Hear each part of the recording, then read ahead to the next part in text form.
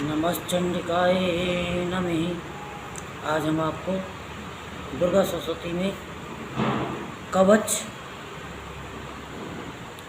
के बारे में बताते हैं। ओम चंडिका देवी को नमस्कार है। मार्कंडेय जी ने कहा कि पितामह, जो इस संसार में परम गोपनीय तथा मनुष्यों की सब प्रकार से रक्षा करने वाला है और जो अब तक आपने किसी के सामने प्रकट नहीं किया हो, ऐसा कोई साधन मुझे बताइए।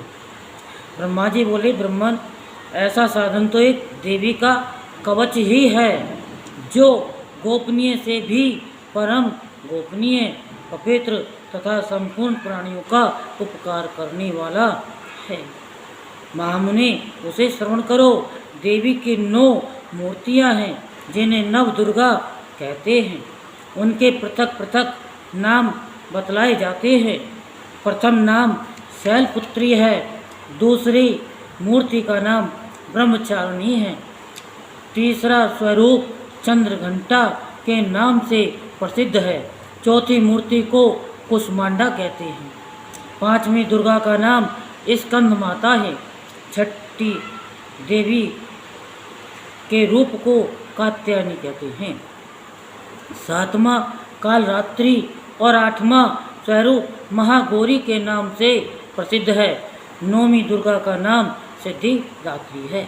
ये सब सर्वज्ञ महात्मा वेद भगवान के द्वारा ही प्रतिपादित हुए हैं। जो मनुष्य अग्नि में जल रहा हो, रणभूमि में शत्रुओं से घिर गया हो, विषम संकट में फंस गया हो तथा इस प्रकार भय से आतुर होकर जो भगवती दुर्गा की शरण में प्राप्त हुए हों, उनका कभी कोई अमंगल नहीं होता। युद्ध के समय संकट में पड़ने पर भी उनके ऊपर कोई विपत्ति नहीं दिखाई देती। उन्हें शोक, दुख और भय की प्राप्ति नहीं होती। जिन्होंने भक्ति पूर्वक देवी का स्मरण किया है, उनका निश्चय ही अभयोदय होता है। देवेश्वरी, जो तुम्हारे चिंतन करते हैं, उनकी तुम निसंदेह रक्षा करती हो। चामुंडा देवी प्रेत पर आरूढ़ होती है, वाराही भैंसे पर सवारी करती है, इंद्री का वाहन ऐरावत हाथी है, वैष्णवी देवी गरुड़ पर ही आसन जमाती है, माहेश्वरी वृषभ पर आरूढ़ होती है, कौमारी का वाहन मयूर है, भगवान विष्णु की प्रियतमा लक्ष्मी देवी कमल के आसन पर विराजमान हैं और हाथों में कमल धारण किए हुए है। वृषभ पर आरूढ़ ईश्वरी देवी ने श्वेत रूप धारण कर रखा है। ब्राह्मणी देवी हंस पर बैठी हुई है और सब प्रकार के आभूषणों से विभूषित है। इस प्रकार ये सभी माताएं सब प्रकार के योग शक्तियों से संपन्न हैं।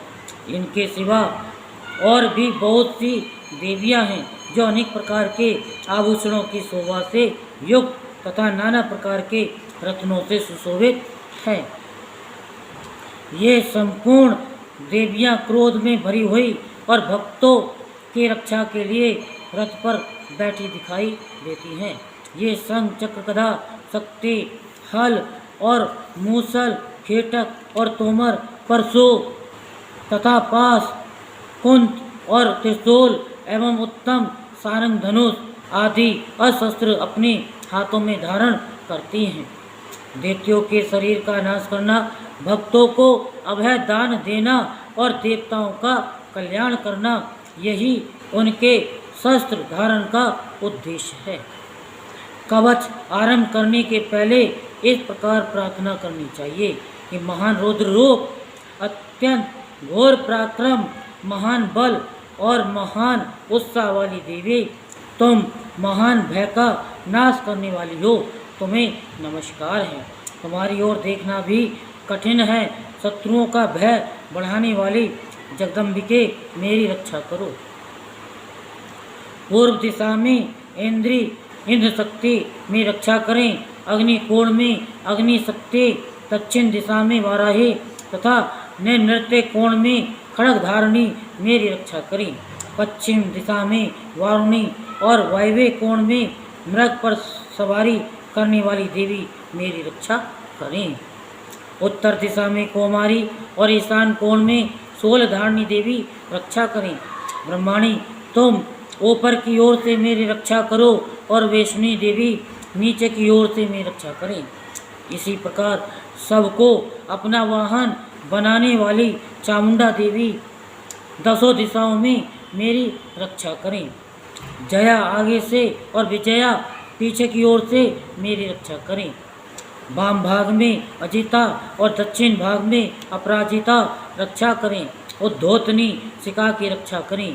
उमा मेरे मस्तक पर विराजमान होकर रक्षा करें।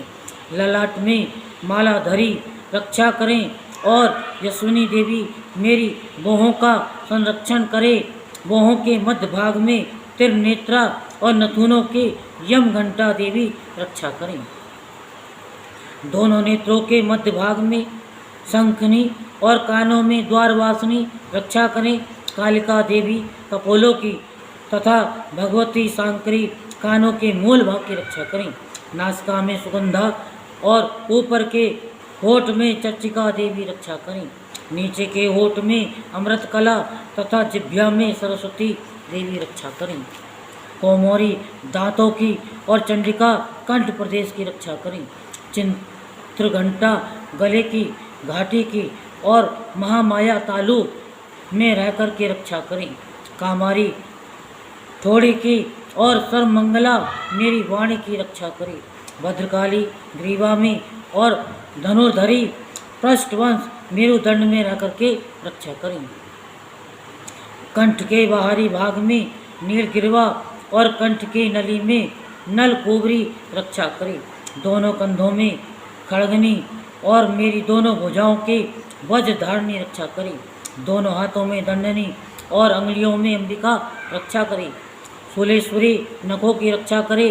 कुलेश्वरी पेट में रह करके रक्षा करे। महादेवी दोनों स्तनों की और शोक विनाशिनी देवी मन की रक्षा करे। ललिता देवी हृदय में और शूल धारणी उदर में रह करके रक्षा करे। नाभि में कामनी और वे भाग के गुहेश्वरी रक्षा करे। पूतना और कामिका लिंग की और महिषवाहिनी गुदा की रक्षा करे। भगवती कटी भाग में और विंध्यवासिनी घुटनों की रक्षा करे। संपूर्ण कामनाओं को देने वाली महाबला देवी दोनों पिंडलियों की रक्षा करे। नारसिंगी दोनों घुट्टियों की और तेजस्वी देवी दोनों चरणों के पृष्ठ भाग की रक्षा करे। श्री देवी पैरों की अंगुलियों में और तलवासनी पैरों के तलुओं में रह कर के रक्षा करे। अपनी दाढ़ों के कारण भयंकर दिखाई देने वाली दृष्टा कराली देवी नखों की और ऊर्ध्वकेशनी देवी केशों की रक्षा करे। रोमा बलियों के छिद्रों में कोवेरी और त्वचा की बागेश्वरी देवी रक्षा करे। पार्वती देवी रक्त मज्जा बसा मांस हड्डी और मेद की रक्षा करे।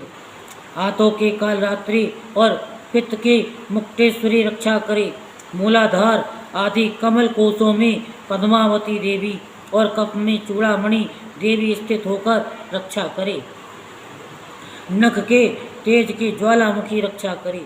जिसका किसी भी अस्त्र से भेदन नहीं हो सकता, वह अभिधा देवी शरीर की समस्त संधियों में रह कर के रक्षा करे।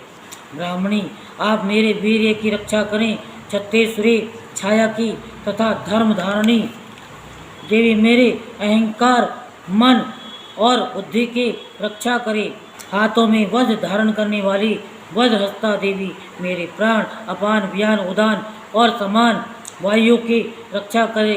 कल्याण में यानी कल्याण से शोभित होने वाली भगवती कल्याण शोभना मेरे प्राणों की रक्षा करे। रस रूप गंध रूप शब्द और स्पर्श इन विषयों का अनुभव करते समय योगिनी देवी रक्षा करे तथा सतगुण रजोगुण और तमोगुण की रक्षा सदा नारायणी देवी करे। वाराही आयु की रक्षा करे। वेशुनी धर्म की रक्षा करे तथा चक्रणी चक्र धारण करने वाली देवी यश कीर्ति लक्ष्मी धन और विद्या की रक्षा करे। इंद्राणी आप मेरे गोत्र की रक्षा करें। चंडिके तुम मेरे पशुओं की रक्षा करो। महालक्ष्मी पुत्रों की रक्षा करो और भैरवी पत्नी की रक्षा करें। मेरे पथ की सुपथा तथा मार्ग के क्षेम करी रक्षा करें। राजा के दरबार में महालक्ष्मी रक्षा करे तथा सब और व्याप्त रहने वाली विजया देवी संपूर्ण भयों से मेरी रक्षा करे। देवी जो स्थान कवच में नहीं कहा गया है अतएव रक्षा से रहित है वह सब तुम्हारे द्वारा सुरक्षित हो, क्योंकि तुम विजयशालिनी और पाप नाशनी हो। यदि अपने शरीर का भला चाहे तो मनुष्य बिना कवच के कहीं एक पग भी न जाए। कवच का पाठ करके ही यात्रा करे।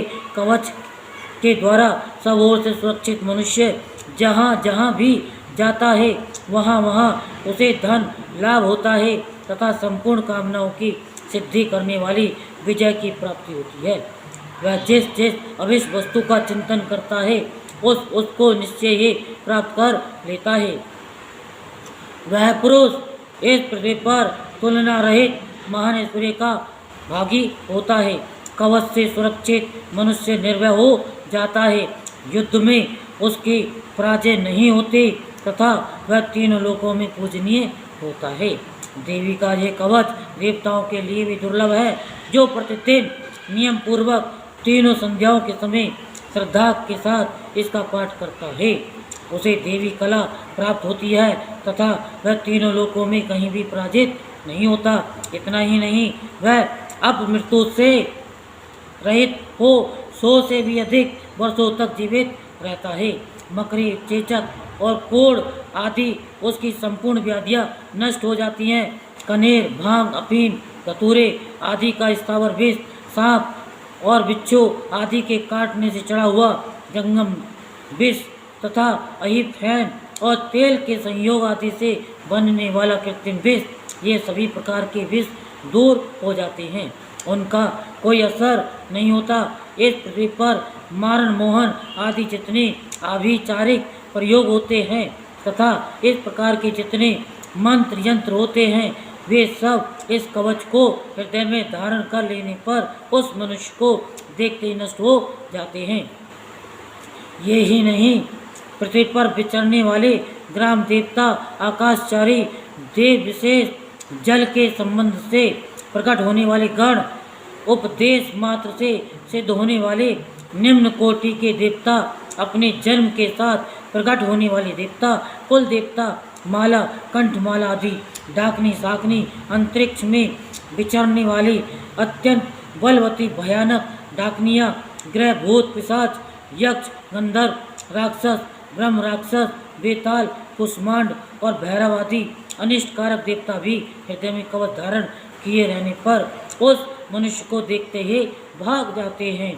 कवचधारी पुरुष को राजा से सम्मान वृद्धि प्राप्त होती है। जो कवच मनुष्य के तेज की वृद्धि करने वाला है और उत्तम है। कवच का पाठ करने वाला पुरुष अपनी कीर्ति से विभूषित भूतल पर अपने सुयश के साथ साथ वृद्धि को प्राप्त होता है। जो पहले कवच का पाठ करके उसके बाद सप्तशती चंडी का पाठ करता है उसके जब तक वन, पर्वत और काननों सहित ये पृथ्वी टिकी रहती है तब तक यहाँ पुत्र पौत्र आदि संतान परंपरा बनी रहती है। फिर देह का अंत होने पर वह पुरुष भगवती महामाया के प्रसाद से उस नित्य परम पद को प्राप्त होता है जो देवताओं के लिए भी दुर्लभ है। वह सुंदर कवच रूप धारण करता है। कलमास यानी कल्याण में शिव के साथ आनंद का भागी होता है। ये हमने आपको कवच सुनाया। अब हम आपको अर्गला स्तोत्र सुनाते हैं, तो आप ध्यान पूर्वक सुनिए। जयंती मंगला काली, भद्र काली, कपालिनी, दुर्गा, क्षमा, शिवा, दात्री, स्वाहा और स्वधा इन नामों से प्रसिद्ध जगदम्बिके तुम्हें मेरा नमस्कार हो। देवी चामुंडे तुम्हारी जय हो।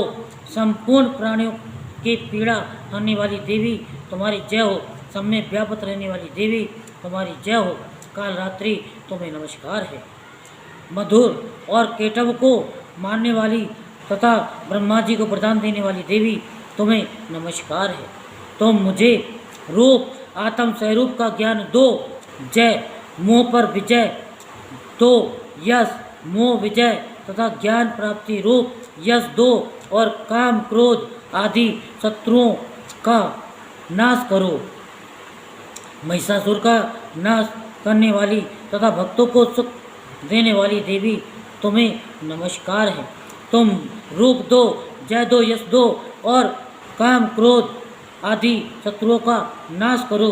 रक्त बीज का वध और चंड मुंड का विनाश करने वाली देवी तुम रूप दो, जय दो, यश दो और काम क्रोध आदि शत्रुओं का नाश करो।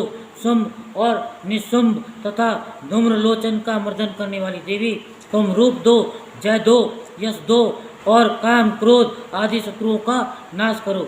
सबके द्वारा वंदित युगल चरणों वाली तथा संपूर्ण सौभाग्य प्रदान करने वाली देवी तुम रूप दो, जय दो, यश दो और काम क्रोध आदि शत्रुओं का नाश करो। देवी तुम्हारे रूप और चरित्र अचिंत्य हैं। तुम समस्त शत्रुओं का नाश करने वाली हो। रूप दो, जय दो, यश दो और काम क्रोध आदि शत्रुओं का नाश करो। पापों को दूर करने वाली चंडिके जो भक्ति पूर्वक तुम्हारे चरणों में सर्वदा मस्तक झुकाए रहते हैं, उन्हें रूप दो, जय दो, यश दो और उनके काम क्रोध आदि शत्रुओं का नाश करो। रोगों का नाश करने वाली चंडिके जो भक्ति पूर्वक तुम्हारी स्तुति करते हैं, उन्हें रूप दो, जय दो, यश दो और उनके काम क्रोध और शत्रुओं आदि का नाश करो। चंडिके इस संसार में जो भक्ति पूर्वक तुम्हारी पूजा करते हैं, उन्हें रूप दो, जय दो, यश दो और उनके काम क्रोध आदि शत्रुओं का नाश करो। मुझे सौभाग्य और आरोग्य दो, परम सुख दो, रूप दो, जय दो, यश दो और मेरे काम क्रोध आदि शत्रुओं का नाश करो। जो मुझसे द्वेष रखते हो उनका नाश और मेरे बल की वृद्धि करो। रूप दो, जय दो, यश दो और मेरे काम क्रोध आदि शत्रुओं का नाश करो। देवी मेरा कल्याण करो, मुझे उत्तम संपत्ति प्रदान करो। रूप दो, जय दो, यश दो और काम क्रोध आदि शत्रुओं का नाश करो। अंबिके देवता और असुर दोनों ही अपने माथे के मुकुट की मणियों को तुम्हारे चरणों पर घिसते रहते हैं। तुम रूप दो, जय दो, यश दो और काम क्रोध आदि शत्रुओं का नाश करो। तुम अपने भक्तजनों को विद्वान, यशस्वी और लक्ष्मीवान बनाओ तथा रूप दो, जय दो, यश दो और उसके काम क्रोध आदि शत्रुओं का नाश करो। प्रचंड दैत्यों के दर्प का दलन करने वाली चंडिके मुझ शरणागत को रूप दो, जय दो, यश दो और मेरे काम क्रोध आदि शत्रुओं का नाश करो। चतुर्मुख ब्रह्मा जी के द्वारा प्रशंसित चार भुजा धारणी परमेश्वरी तुम रूप दो, जय दो, यश दो और काम क्रोध आदि शत्रुओं का नाश करो। देवी अंबिके भगवान विष्णु नित्य निरंतर भक्ति पूर्वक तुम्हारी स्तुति करते रहते हैं। तुम रूप दो, जय दो, यश दो और काम क्रोध आदि शत्रुओं का नाश करो। हिमालय कन्या पार्वती के पति महादेव जी के द्वारा प्रशंसित होने वाली परमेश्वरी तुम रूप दो, जय दो, यश दो और काम क्रोध आदि शत्रुओं का नाश करो। सचीपति इंद्र के द्वारा सद्भाव से पूजित होने वाली परमेश्वरी तुम रूप दो, जय दो, यश दो और काम क्रोध आदि शत्रुओं का नाश करो। प्रचंड भुज दंडों वाली दैत्यों का घमंड चूर करने वाली देवी तुम रूप दो, जय दो, यश दो और काम क्रोध आदि शत्रुओं का नाश करो। देवी अंबिके तुम अपने भक्तजनों को सदा असीम आनंद प्रदान करती रहती हो। मुझे रूप दो, जय दो, यश दो और मेरे काम क्रोध आदि शत्रुओं का नाश करो। मन के इच्छा के अनुसार चलने वाली मनोहर पत्नी प्रदान करो, जो दुर्गम संसार सागर से तारने वाली तथा उत्तम कुल में उत्पन्न हुई हो। जो मनुष्य इस स्तोत्र का पाठ करके दुर्गा सप्तशती महास्तोत्र का पाठ करता है, वह सप्तशती की जप संख्या से मिलने वाले श्रेष्ठ फल को प्राप्त होता है, साथ ही वह प्रचुर संपत्ति भी प्राप्त कर लेता है। अब हम आपको कीलक की कथा सुनाते हैं। ओम चंडिकाय नमः। श्री चंडिका देवी को नमस्कार है। मार्कंडेय जी कहते हैं, विशुद्ध ज्ञान ही जिनका शरीर है, तीनों वेद ही जिनके 3 दिव्य नेत्र हैं, जो कल्याण प्राप्ति के हेतु है तथा अपने मस्तक पर अर्धचंद्र का मुकुट धारण करते हैं, उन भगवान शिव को नमस्कार है। मंत्रों का जो अभी कीलक है, अर्थात मंत्रों की सिद्धि में विघ्न उपस्थित करने वाले साप रूपी कीलक का जो निवारण करने वाला है, उस सप्तशती स्तोत्र को संपूर्ण रूप से जानना चाहिए और जानकर उसकी उपासना करनी चाहिए। यद्यपि सप्तशती के अतिरिक्त अन्य मंत्रों के जप में भी जो निरंतर लगा रहता है, वह भी कल्याण का भागी होता है। उसके भी उच्चाटन आदि कर्म सिद्ध होते हैं तथा उसे भी समझ दुर्लभ वस्तुओं की प्राप्ति हो जाती है। तथापि जो अन्य मंत्रों का जप न करके केवल इस सप्तशती नामक स्तोत्र से ही देवी की स्तुति करते हैं, उन्हें स्तुति मात्र से ही सच्चिदानंद स्वरूपिणी देवी सिद्ध हो जाती है। उन्हें अपने कार्य की सिद्धि के लिए अन्य मंत्र, औषधि तथा अन्य किसी साधन के उपयोग की आवश्यकता नहीं रहती। बिना जप के ही उनके उच्चाटन आदि समस्त अभिचारिक कर्म सिद्ध हो जाते हैं। इतना ही नहीं, उनके संपूर्ण अभिष्ट वस्तुएं भी सिद्ध हो जाती हैं। लोगों के मन में ये शंका थी कि जब केवल सप्तशती की उपासना से अथवा सप्तशती को छोड़कर अन्य मंत्र की उपासना से भी समान रूप से सब कार्य सिद्ध होते हैं, तब इनमें श्रेष्ठ कौन सा साधन है। लोगों की इस संख्या को सामने रखकर भगवान शंकर ने अपने पास आए हुए जिज्ञासुओं को समझाया कि ये सप्तशती नामक संपूर्ण स्तोत्र ही सर्वश्रेष्ठ एवं कल्याण में हैं।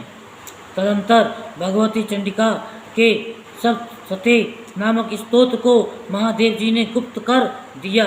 सप्तशती के पाठ से जो पुण्य प्राप्त होता है, उसकी कभी समाप्ति नहीं होती, किंतु अन्य मंत्रों के जप जन्य पुण्य की समाप्ति हो जाती है। अतः भगवान शिव ने अन्य मंत्रों की अपेक्षा जो सप्तशती की ही श्रेष्ठता का निर्णय किया, उसे यथार्थ ही जानना चाहिए।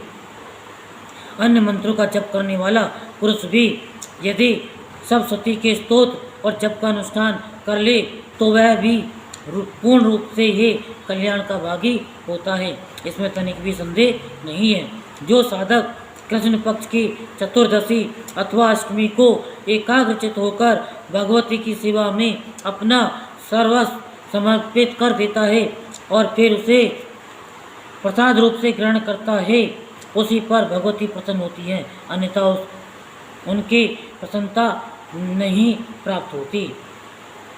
इस प्रकार सिद्धि के प्रतिबंधक रूप कीलक के द्वारा महादेव जी ने स्तोत्र को कीलित कर रखा है। जो पहली रीति से निष्कीलन करके इस सप्तशती स्तोत्र का प्रतिदिन स्पष्ट उच्चारण पूर्वक पाठ करता है, वह मनुष्य हो जाता है, वही देवी का पार्षद होता है और वही गंधर्व भी होता है। सर्वस्व विचरते रहने पर भी इस संसार में उसे कहीं भी भय नहीं होता। वह अब मृत्यु के बस में नहीं पड़ता तथा देह त्यागने के अनंतर मोक्ष प्राप्त कर लेता है। अतः कीलन को जानकर उसका परिहार करके ही सप्तशती का पाठ प्रारंभ करे। जो ऐसा नहीं करता उसका नाश हो जाता है। इसलिए कीलक और निष्कीलन का ज्ञान प्राप्त करने पर ही ये स्तोत्र निर्दोष होता है और विद्वान पुरुष इस निर्दोष स्तोत्र का ही पाठ आरंभ करते हैं। स्त्रियों में जो कुछ भी सौभाग्य आदि दृष्टिगोचर होता है, वह सब देवी के प्रसाद का ही फल है। अतः इस कल्याण में स्तोत्र का सदा जप करना चाहिए। इस स्तोत्र का मन स्वर से पाठ करने पर स्वल्प फल की प्राप्ति होती है और उच्च स्वर से पाठ करने पर पूर्ण फल की सिद्धि होती है। अतः उच्च स्वर से ही इसका पाठ करना चाहिए। जिनके प्रसाद से ऐश्वर्य, सौभाग्य, आरोग्य, संपत्ति, शत्रुनाश तथा परम मोक्ष की भी सिद्धि होती है, उस कल्याण में जगदम्बा की स्तुति मनुष्य क्यों नहीं करते हैं। अब हम आपको रात्रि सूक्तम के बारे में थोड़ा सा बताते हैं। मैं तत्वादि रूप व्यापक इंद्रियों से सब देशों में समस्त वस्तुओं को प्रकाशित करने वाली ये रात्रि रूपा देवी अपने उत्पन्न किए हुए जगत के जीवों के शुभाशुभ कर्मों को विशेष रूप से देखती है और उनके अनुरूप फल की व्यवस्था करने के लिए समस्त विभूतियों को धारण करती है।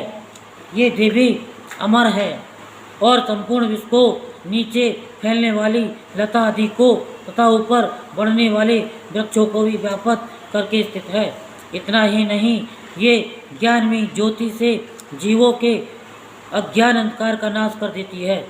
परा चित शक्ति रूपा रात्रि देवी आकर अपनी बहन ब्रह्म विद्या में उषा देवी को प्रकट करती है, जिससे अविद्या में अंधकार स्वतः नष्ट हो जाता है।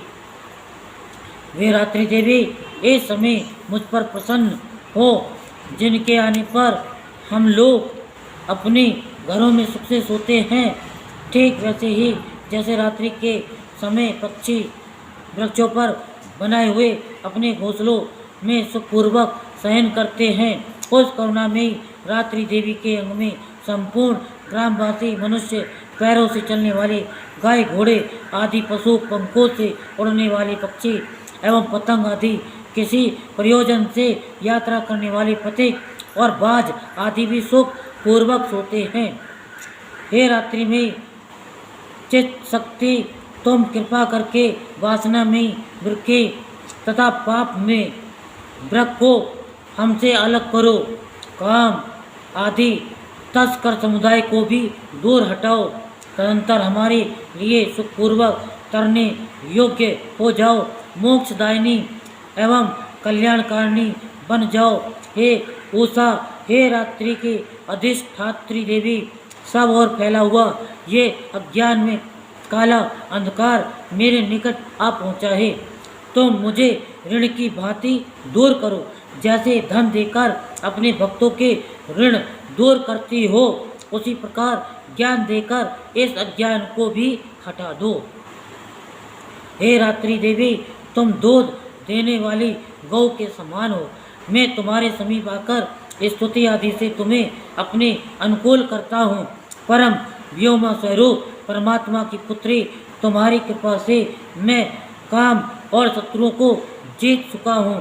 तुम इस तोमा की भांति मेरे इस भविष्य को भी ग्रहण करो। ओम सभी देवी देवता यानी सभी देवता देवी के समीप गए और नम्रता से पूछने लगे कि हे महादेवी, तुम कौन हो। उसने कहा, मैं ब्रह्म स्वरूप हूँ। मुझसे प्रकृति, पुरुषात्मक, सद्रूप और असद्रूप जगत उत्पन्न हुआ है। मैं आनंद और आनंद रूपा हूँ। मैं विज्ञान और अविज्ञान रूपा हूँ। अवश्य जानने योग्य ब्रह्म और अब्रह्म भी मैं ही हूँ। पंचीकृत और अपंचीकृत महाभूत भी मैं ही हूँ। ये सारा दृश्य जगत मैं ही हूँ। वेद और अवेद में हूँ। विद्या और अविद्या भी मैं। अजा और अनजा, प्रकृति और उससे भिन्न भी मैं। नीचे ऊपर अगल बगल भी मैं ही हूँ। मैं रुद्रों और वसुओं के रूप में संचार करती हूँ। मैं आदित्यों और विश्व देवों के रूपों में फिरा करती हूँ। मैं मित्र और वरुण दोनों का, इंद्र एवं अग्नि का और दोनों अश्विनी कुमारों का भरण पोषण करती हूँ। मैं सोम, त्वष्टा, पूखा और भग को धारण करती हूँ। त्रिलोक को आक्रांत करने के लिए विस्तीर्ण पादक्षेप करने वाले विष्णु, ब्रह्मदेव और प्रजापतियों को मैं ही धारण करती हूँ। देवों को उत्तम हवि पहुँचाने वाले और सोमरस निकालने वाले यजमान के लिए हवीर द्रव्यों से युक्त धन धारण करती हूँ। मैं संपूर्ण जगत की स्त्री उपासकों को धन देने वाली ब्रह्मरूप और यज्ञारों में यजन करने योग्य देवों में मुख्य मैं हूँ। मैं आत्म स्वरूप पर आकाश आदि निर्माण करती हूँ। मेरा स्थान आत्म स्वरूप को धारण करने वाली बुद्धि वृत्ति में है। जो इस प्रकार जानता है वे देवी संपत्ति लाभ प्राप्त करता है। तब उन देवों ने कहा, देवी को नमस्कार है। बड़े बड़ों को अपने अपने कर्तव्य में प्रवृत्त करने वाली कल्याण कत्री को सदा नमस्कार है। गुण साम्य अवस्था रूपणी मंगलमयी देवी को नमस्कार है। नियम युक्त होकर हम उन्हें प्रणाम करते हैं। उन अग्नि के से वर्ण वाली ज्ञान से जगमगाने वाली दीप्तिमती कर्म फल प्राप्ति के हेतु सेवन की जानने वाली दुर्गा देवी की हम शरण में हैं। असुरों का नाश करने वाली देवी तुम्हें नमस्कार। प्राण रूप देवों ने जिस प्रकाशमान बेखरी वाणी को उत्पन्न किया उसे अनेक प्रकार के प्राणी बोलते हैं। वह कामधेनु तुल्य आनंददायक और अन्न तथा बल देने वाली बाघ रूपणी भगवती उत्तम स्तुति से संतुष्ट होकर हमारे समीप आए हैं।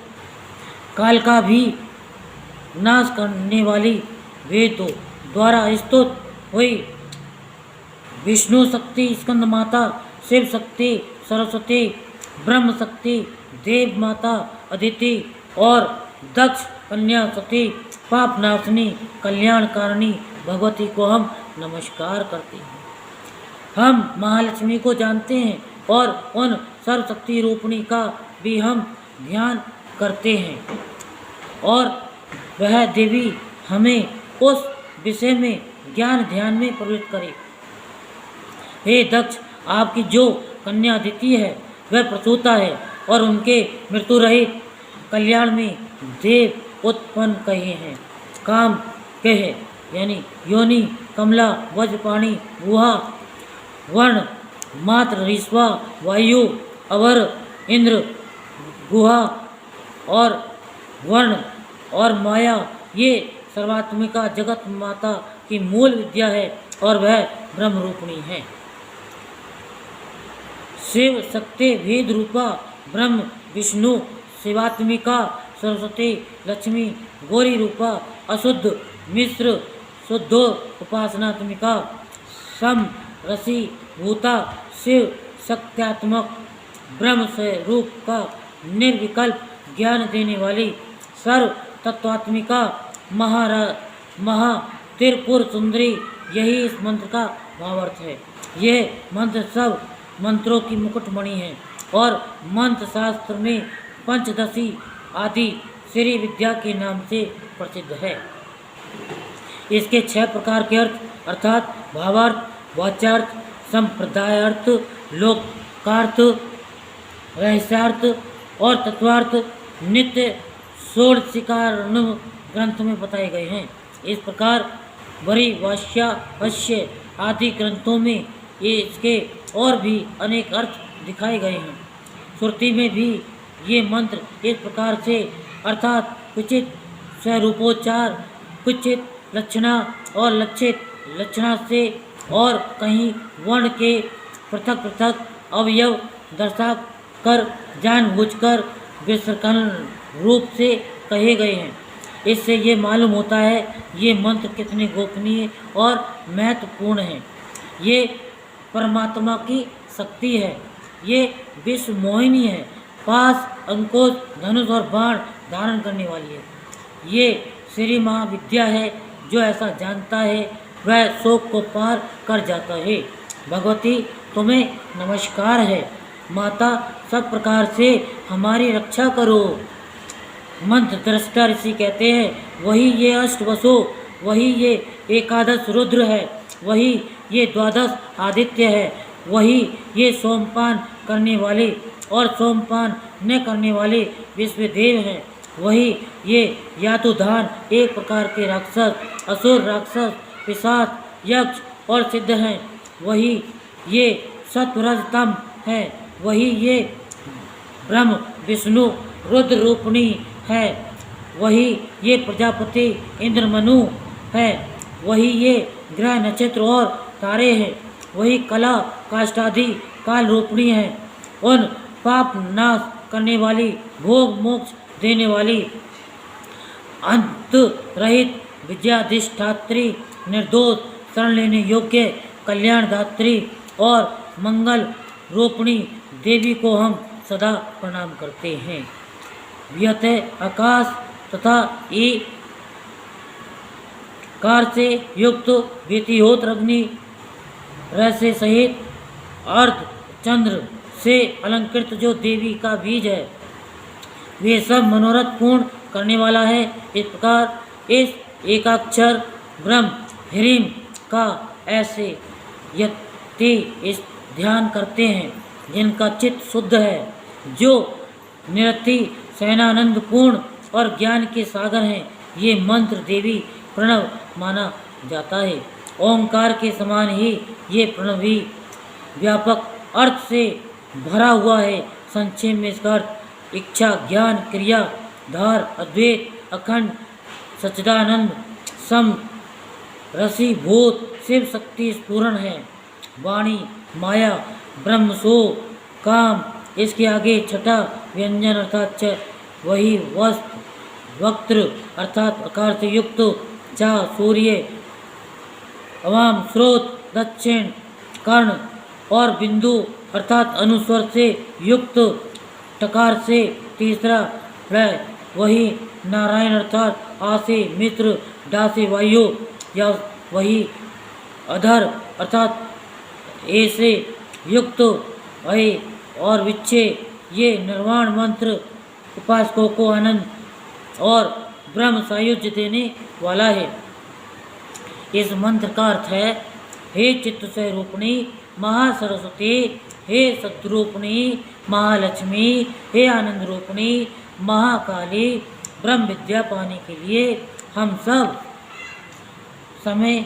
हर समय तुम्हारा ध्यान करते हैं।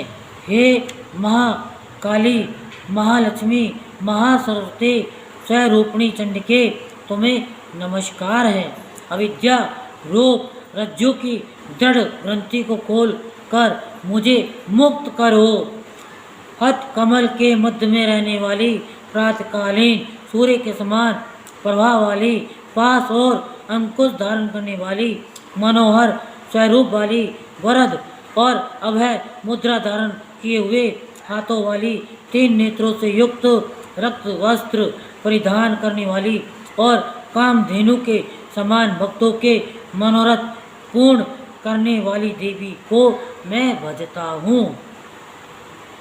महाभय का नाश करने वाली, महासंकट को शांत करने वाली और महान करुणा की साक्षात मूर्ति तुम देवी को मैं नमस्कार करता हूँ, जिसका स्वरूप ब्रह्मादिक नहीं जानते, इसलिए जिसे अज्ञा कहते हैं, जिसका अंत नहीं मिलता, इसलिए जिसे अनंता कहते हैं, जिसका लक्ष्य देख नहीं पड़ता, इसलिए जिसे अलच्छा कहते हैं, जिसका जन्म समझ में नहीं आता, इसलिए जिसे अजा कहते हैं, जो अकेली ही सर्वस्व है, इसलिए जिसे एका कहते हैं, जो अकेली ही विश्व रूप में सजी हुई है, इसलिए जिसे नैका कहते हैं, वे इसलिए अज्ञा, अनंता, अलच्छा, अजा, एका और नैका कहती है। सब मंत्रों में मात्र का मूलाक्षर रूप से रहने वाली, शब्दों में ज्ञान अर्थ रूप से रहने वाली, ज्ञानों में चिन्मयातीत, शून्यों में शून्य साक्षिणी तथा जिनसे और कुछ भी श्रेष्ठ नहीं है, वे दुर्गा के नाम से प्रसिद्ध है। उन दुर्विज्ञ, दुराचार नाशक और संसार सागर से तारने वाली दुर्गा देवी को संसार से डरा हुआ मैं नमस्कार करता हूँ। हे अथर्वशीर्ष का जो अध्ययन करता है उसे पांचों अथर्वशीर्षों के जप का फल प्राप्त होता है। इस अथर्वशीर्ष को न जानकर जो प्रतिमा स्थापन करता है वह सैकड़ों लाख जप करके भी अर्चा सिद्धि नहीं प्राप्त करता। अष्टोत्तर सत 108 बार जप इत्यादि इसकी पुरस्चरण विधि है। जो इसका 10 बार पाठ करता है वह उसी क्षण पापों से मुक्त हो जाता है और महादेवी के प्रसाद से वह बड़े दुस्तर संकटों को पार कर जाता है। इसका सायकाल में अध्ययन करने वाला दिन में किए हुए पापों का नाश करता है, प्रातःकाल में अध्ययन करने वाला रात्रि में किए गए पापों का नाश करता है। दोनों समय इसका अध्ययन करने वाला निष्पाप होता है। मध्य रात्रि में तुरिया संध्या के समय जप करने से वाग सिद्धि प्राप्त होती है। नई प्रतिमा पर जप करने से देवता सानिध्य प्राप्त होता है। प्राण प्रतिष्ठा के समय जप करने से प्राणों की प्रतिष्ठा होती है। भौमा अश्विनी अमृता सिद्धि योग में महादेवी की सन्निधि में जप करने से महामृत्यु से तर जाता है। जो इस प्रकार जानता है वह महामृत्यु से तर जाता है। इस प्रकार यह अविद्या नाशनी ब्रह्म विद्या है। अब हम आपको निर्वाण विधि के बारे में बताते हैं।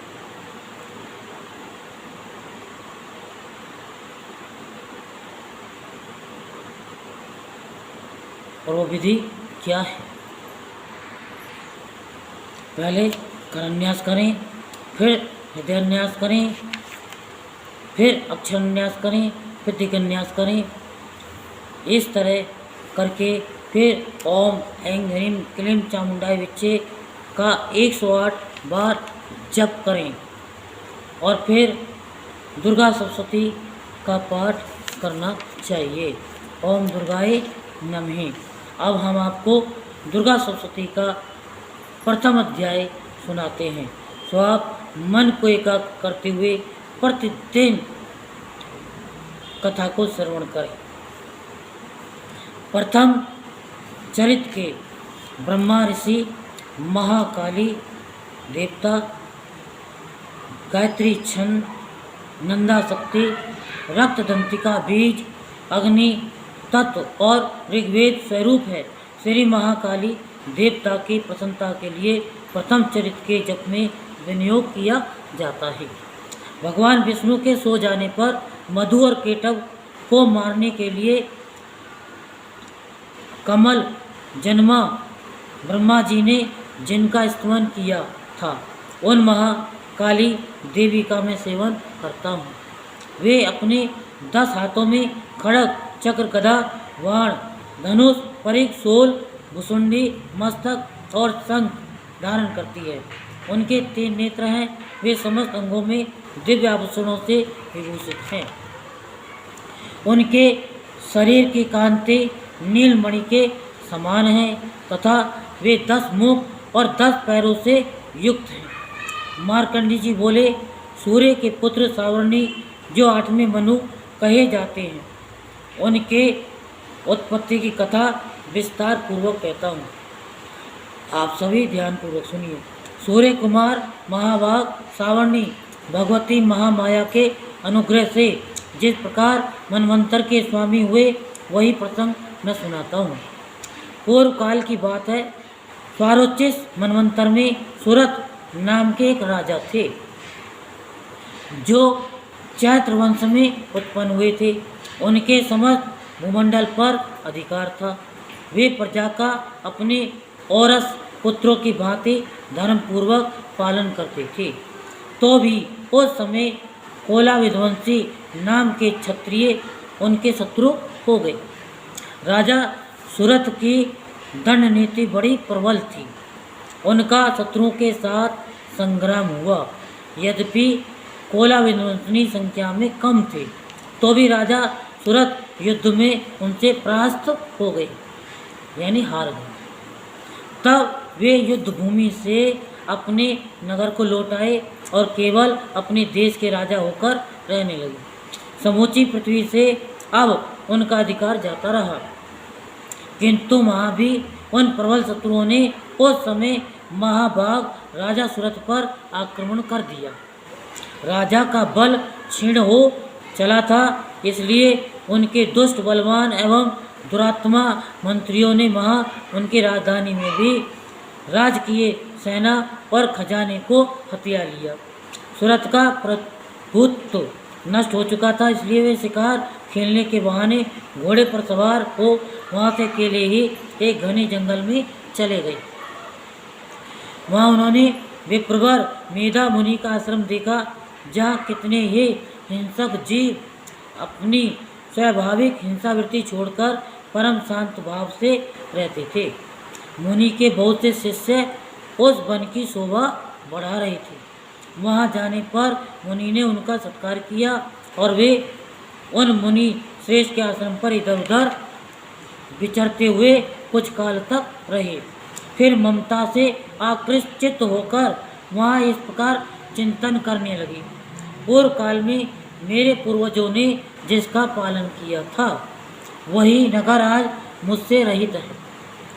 पता नहीं मेरे दुराचारी भृत्यगण उसकी धर्मपूर्वक रक्षा करते हैं या नहीं। जो सदा मद की वर्षा करने वाला और सूरवीर था, वे मेरा प्रधान हाथी अब शत्रुओं के अधीन होकर न जाने किन भोगों को भोगता होगा। जो लोग मेरी कृपा, धन और भोजन पाने से सदा मेरे पीछे पीछे चलते थे, वे निश्चय ही अब दूसरे राजाओं का अनुसरण करते होंगे। उन अब वे लोगों के द्वारा सदा खर्च होते रहने के कारण अत्यंत कष्ट से जमा किया हुआ मेरा वह खजाना खाली हो जाएगा। ये तथा और भी कई बातें राजा सुरथ निरंतर सोचते रहते थे। एक दिन उन्होंने वहाँ विप्रवर मेधा के आश्रम के निकट एक वेश्य को देखा और उससे पूछा, भाई तुम कौन हो? यहाँ तुम्हारे आने का क्या कारण है? तुम क्यों शोकग्रस्त और अनमने से दिखाई देते हो? राजा सुरथ का ये प्रेम पूर्वक कहा हुआ वचन सुनकर वेश्य ने विनीत भाव से उन्हें प्रणाम करके कहा। वेश्य बोला, राजन, मैं धनियों के कुल में उत्पन्न एक वेश्य हूँ। मेरा नाम समाधि है। मेरे दुष्ट स्त्री पुत्रों ने धन के लोभ से मुझे घर से बाहर निकाल दिया। मैं इस समय धन, स्त्री और पुत्रों से वंचित हूँ। मेरे विश्वसनीय बंधु ने मेरा ही धन लेकर मुझे दूर कर दिया, इसलिए दुखी होकर मैं वन चला आया। यहाँ रहकर मैं इस बात को नहीं जानता कि मेरे पुत्रों की, स्त्री की और स्वजनों की कुशल है या नहीं। इस समय घर में वे कुशल से रहते हैं अथवा उन्हें कोई कष्ट है। वे मेरे पुत्र कैसे हैं? क्या वे सदाचारी हैं अथवा दुराचारी हो गई? राजा ने पूछा, जिन लोभी स्त्री पुत्र आदि ने धन के कारण तुम्हें घर से निकाल दिया, उनके प्रति तुम्हारे चित्त में इतना स्नेह का बंधन क्यों है? वेश्य बोला, आप मेरे विषय में जैसी बातें कहते हैं वह सब ठीक है, किंतु मैं क्या करूं? मेरा मन निष्ठुरता नहीं धारण करता। जिन्होंने धन के लोभ में पड़कर पिता के प्रति स्नेह और पति के प्रति प्रेम तथा आत्मीय जन के प्रति अनुराग को तिलांजलि दे मुझे घर से निकाल दिया है, उन्हीं के प्रति मेरे हृदय में इतना स्नेह है। महामते गुणहीन बंधुओं के प्रति भी जो मेरा चित्त इस प्रकार प्रेम मगन हो रहा है, ये क्या है? इस बात को मैं जानकर भी नहीं जान पाता। उनके लिए मैं लंबी सांसें ले रहा हूँ और मेरा हृदय अत्यंत दुखित हो रहा है। उन लोगों में प्रेम का सर्वदा अभाव है, तो भी उनके प्रति जो मेरा मन निष्ठुर नहीं हो पाता, इसके लिए मैं क्या करूं? मार्कंडेय जी कहते हैं, ब्राह्मण तदंतर राजाओं में श्रेष्ठ सुरत और समाधि नामक वेश्य दोनों साथ साथ मेधा मुनि की सेवा में उपस्थित हुए और उनके साथ यथा योग्य न्याय अनुकूल विनय पूर्वक वर्ताव करके बैठे। तत्पश्चात वेश्य और राजा ने कुछ वार्तालाप आरंभ किया। राजा ने कहा, भगवान मैं आपसे एक बात पूछना चाहता हूँ, उसे बताइए। मेरा चित्त अपने अधीन न होने के कारण वे बात मेरे मन को बहुत दुख देती है। जो राज्य मेरे हाथ से चला गया उसमें और उसके संपूर्ण अंगों में मेरी ममता बनी हुई है। मुनिश्रेष्ठ ये जानते हुए भी कि वह अब मेरा नहीं है, अज्ञानी की भांति मुझे उसके लिए दुख होता है। ये क्या है? इधर ये वेश्य भी घर से अपमानित होकर के आया है।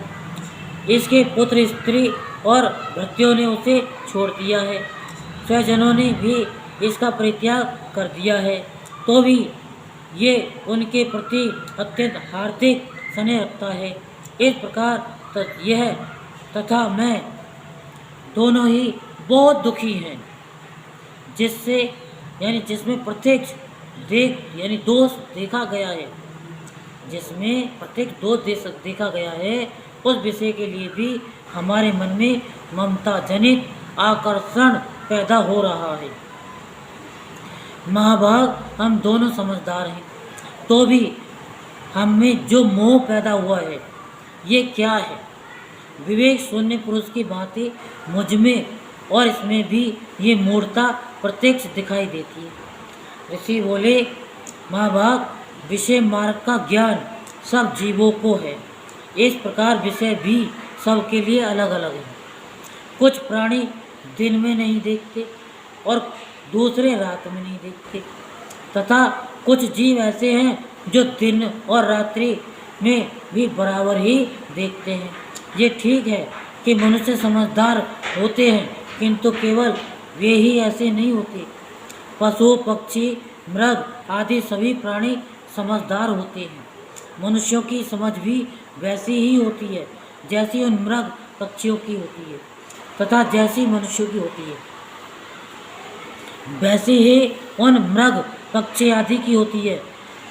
तो यह तथा अन्य बातें भी प्राय दोनों में समान ही हैं। समझ होने पर भी इन पक्षियों को तो देखो, ये स्वयं भूख से पीड़ित होते हुए भी मोहवश बच्चों की चोंच में कितने चाव से अन्न के दाने डाल रहे हैं। नरश्रेष्ठ, क्या तुम नहीं देखते कि मनुष्य समझदार होते हुए भी लोभवश अपने किए हुए उपकार का बदला पाने के लिए पुत्रों की अभिलाषा करते हैं।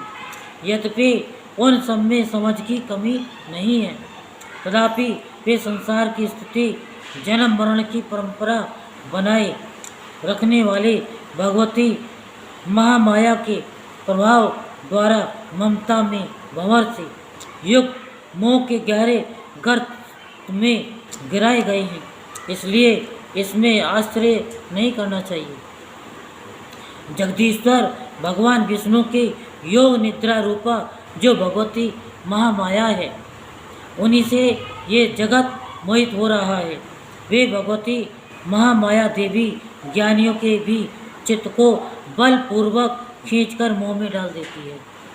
वे ही इस संपूर्ण चराचर जगत की सृष्टि करती है, तथा वे ही प्रसन्न होने पर मनुष्यों को मुक्ति के लिए वरदान देती है, और वे ही पराविद्या संसार बंधन और मोक्ष की हेतुभूता सनातनी देवी तथा संपूर्ण ईश्वरों की भी अधीश्वरी है। राजा ने पूछा, भगवान जिन्हें आप महामाया कहते हैं वे देवी कौन हैं? ब्रह्मन, उनका आविर्भाव कैसे हुआ तथा उनके चरित्र कौन कौन है? ब्रह्मवेताओं में श्रेष्ठ मैं ऋषि उन देवी का जैसा प्रभाव हो, जैसा स्वभाव हो और जिस प्रकार प्रादुर्भाव हुआ हो, वह सब मैं आपके मुख से सुनना चाहता हूँ। ऋषि बोले, हे राजन, वास्तव में तो वे देवी नित्य स्वरूपा ही हैं। संपूर्ण जगत का उन्हीं का रूप है, तथा उन्होंने समस्त विश्व को व्याप्त कर रखा है। तथापि उनका प्राकट्य अनेक प्रकार से होता है, वह मुझसे सुनो। यद्यपि वे नित्य और अजन्मा हैं, तथापि जब देवताओं का कार्य सिद्ध करने के लिए प्रकट होती हैं, उस समय लोक में उत्पन्न हुई कहलाती हैं। कल्प के अंत में जब संपूर्ण जगत एक कारण में निमग्न हो रहा था और सबके प्रभु भगवान विष्णु शेषनाग की सैया बिछाकर योग निद्रा का आश्रय ले सो रहे थे, उस समय उनके कानों के मैल से दो भयंकर असुर उत्पन्न हुए, जो मधु और केटव के नाम से विख्यात थे। वे दोनों ब्रह्मा जी का वध करने को तैयार हो गए। भगवान विष्णु के नाभि कमल में विराजमान प्रजापति ब्रह्मा जी ने जब उन दोनों भयानक असुरों को अपने पास आया और भगवान को सोया हुआ देखा, तब एकाग्रचित्त होकर उन्होंने भगवान विष्णु को जगाने के लिए उनके नेत्रों में निवास करने वाली योग निद्रा का इस्तेमाल आरंभ किया, जो इस विश्व के अधीश्वरी जगत को धारण करने वाली, संसार का पालन और संहार करने वाली तथा तेज स्वरूपा भगवान विष्णु के अनुपमा शक्ति है। उन्हीं भगवती निद्रा देवी के भगवान ब्रह्मा स्तुति करने लगे। ब्रह्मा जी ने कहा, देवी तुम स्वाहा, तुम ही स्वाधा और तुम ही वशकार हो। स्वर भी तुम्हारे ही स्वरूप है, तुम ही जीवनदायिनी सुधा हो। नित्य अक्षर प्रणव में अकार उकार मकार इन तीनों मात्राओं के रूप में तुम ही स्थित हो, तथा इन तीन मात्राओं के अतिरिक्त जो बिंदु रूपा नित्य अर्ध मात्रा है, जिसका विशेष रूप से उच्चारण नहीं किया जा सकता, वह भी तुम ही हो। देवी तुम ही संध्या, सावित्री तथा परम जननी हो। देवी तुम ही इस विश्व ब्रह्मांड को धारण करती हो, तुमसे ही इस जगत की सृष्टि होती है, तुम ही से इसका पालन होता है और सदा तुम ही कल्प के अंत में सबको अपना ग्रास बना लेती हो। जगन में देवी, इस जगत की उत्पत्ति के समय तुम सृष्टि रूपा हो, पालन काल में स्थिति रूपा हो तथा कल्पांत के समय संसार रूपा धारण करने वाली हो। तुम्ही महाविद्या, महामाया, महामेधा, महास्मृति, महामोहा रूपा महादेवी और महासुरी हो। तुम्ही तीनों गुणों को उत्पन्न करने वाली हो। सबकी प्रकृति हो भयंकर, कालरात्रि, महारात्रि और मोहरात्रि भी तुम्ही हो। तुम्ही श्री, तुम्ही स्त्री, तुम्ही हिरी और तुम्ही बोध स्वरूपा बुद्धि हो। लज्जा, पुष्टि, तुष्टि, शांति और क्षमा भी तुम्ही हो। तुम खड़ग धारणी, शूल धारणी, घोर रूपा तथा गदा, चक्र, शंख और धनुष धारण करने वाली हो। बाण, भुसुंडी और परिघ ये भी तुम्हारे अस्त्र। तुम सौभाग्य और सौम्यतर हो। इतना ही नहीं, जितने भी सौम्य एवं सुंदर पदार्थ हैं, उन सब की अपेक्षा तुम अत्यधिक सुंदरी हो। पर और अपर सबसे परे रहने वाली परमेश्वरी तुम ही हो। सर्वस्वरूपे देवी, कहीं भी सत असत रूप जो कुछ वस्तुएं हैं और उन सब की जो शक्ति है वह तुम ही हो। ऐसी अवस्था में तुम्हारी स्तुति क्या हो सकती है। इस जगत की सृष्टि, पालन और संहार करते हैं, उन भगवान को भी जो तुमने निद्रा के अधीन कर दिया, तब तुम्हारी स्तुति करने में यहाँ कौन समर्थ हो सकता है। मुझको भगवान शंकर को तथा भगवान विष्णु को भी तुमने ही शरीर धारण कराया है, अतः तुम्हारी स्तुति करने की शक्ति किसमें है। देवी, तुम तो अपने इन उदार प्रभावों से प्रशंसित हो। ये जो दोनों दुर्धर्ष असुर मधु और केटव हैं, इनको मुंह में डाल दो और जगदीश्वर भगवान विष्णु को शीघ्र जगा दो। साथ ही इनके भीतर इन दोनों महान असुरों को मार डालने की बुद्धि उत्पन्न करो।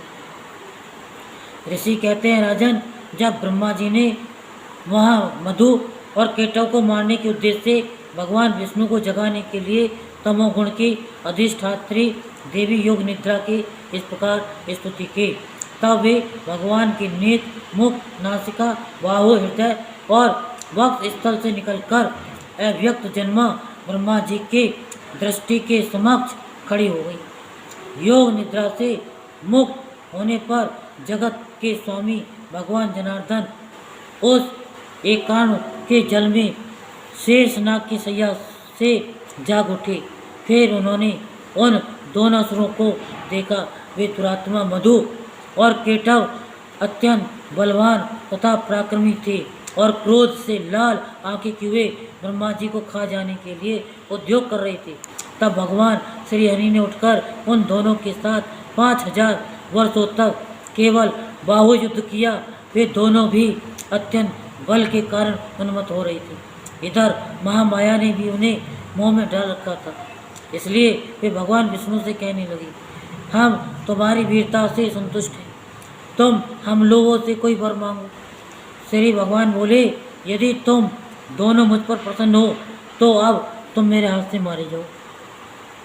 बस इतना सा ही मैंने वर मांगा, यह दूसरे किसी वर से क्या लेना है।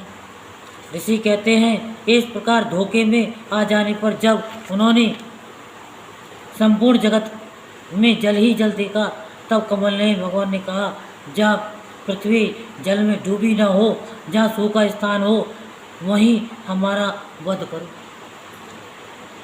ऋषि कहते हैं, तब तथास्तु कहकर शंख चक्र और गदा धारण करने वाले भगवान ने उन दोनों के मस्तक अपनी जांघ पर रखकर चक्र से काट डाले। इस प्रकार ये देवी महामाया ब्रह्मा जी की स्तुति करने पर स्वयं प्रकट हुई थी।